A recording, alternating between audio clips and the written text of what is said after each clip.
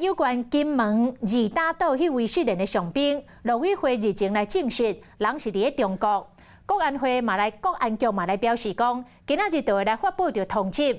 若国防部长邱国正讲，目前也无清楚迄个上兵为虾米要来逃兵，嘛承认讲国防部并无管道，目前只会当被动来等待中国的回函。立委陈玉珍来透露讲，迄位姓陈的逃兵，伫咧中国是食好困好，也毋过伊的家属也是讲无清楚这个上兵的状况。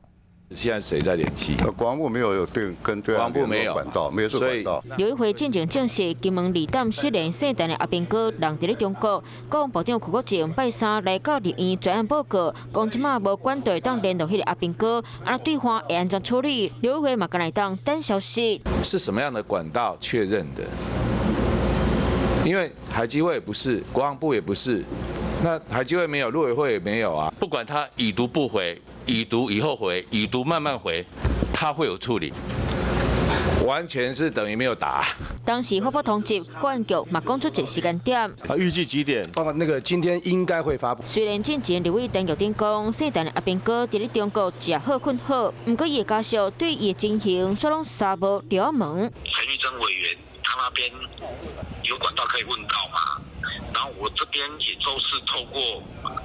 那个得到讯息都是透过电视上面讲的，我金钱压力对不对？这个大家都满头问号，我也满头问号啊。阿兵哥离开营队6天，国防部公布资讯有限，先抓离开营队都无讲详细，毋若处理的人着急，大家嘛拢看甲雾煞煞，亲像讲伊伫咧零四是海水先怎收过去的，免怎联络到中国海警，即马敢来当挖靠两岸来订业机来甲伊送转来。